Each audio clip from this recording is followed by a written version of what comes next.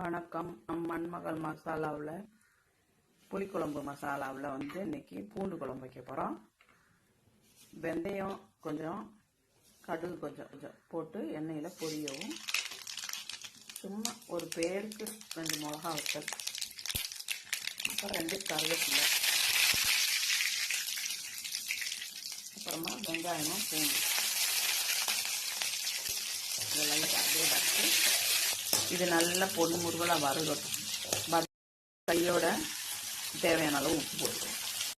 இப்போ கோபுரமாக 1 spoon மண்மகள் organic புளிக்குழம்பு மசாலா. இது மீன் குழம்புக்கும் போடலாம்.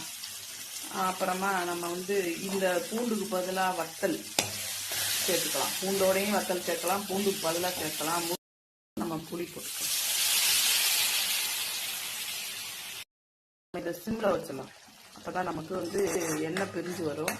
பிரிஞ்சு வர வரைக்கும் வச்சுட்டு சும்மா ஒரு துளி வெல்லம் போட்டுக்கலாம். பிடிச்சா போடுங்க, வெல்லம் வேணான்னு நினைக்கிறவங்க வேண்டாம். இதிலே மீன் குழம்பு வைக்கலாம்.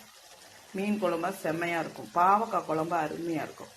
இதெல்லாம் நீங்கள் வச்சு பாருங்க. இந்த ஒரு பொடியை வச்சு நீங்கள் இத்தனை குழம்பு வைக்கலாம்.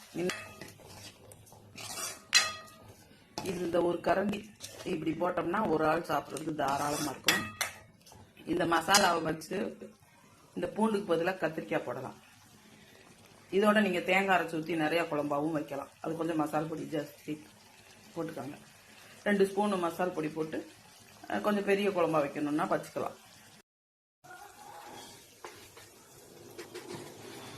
பூண்டு குழம்பு ரெடி ஆயிடுச்சு.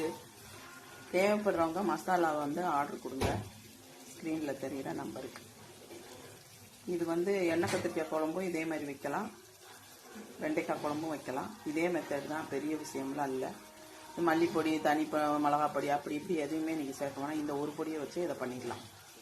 லைக் பண்ணுங்கள், ஷேர் பண்ணுங்கள், சப்ஸ்கிரைப் பண்ணுங்கள்.